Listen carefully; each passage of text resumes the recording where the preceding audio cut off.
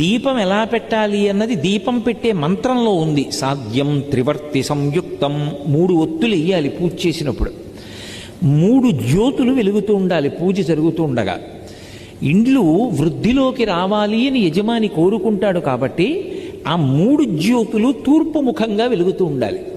ఇంకొక ముఖాన్ని చూడకూడదు, తూర్పు ముఖంగా వెలగాలి. 3 జ్యోతులు వెలుగుతున్నప్పుడు దీపం వెలిగించగానే అది మంగళ దీపం, అది ఈశ్వర స్వరూపం. బ్రహ్మ విష్ణు మహేశ్వరులు ఆ దీపాలుగా ఉన్నారు, త్రిమూర్తి ఆత్మకం. ఇక వాళ్ళు ముగ్గురు తప్ప వేరొకటి లేదు లోకంలో.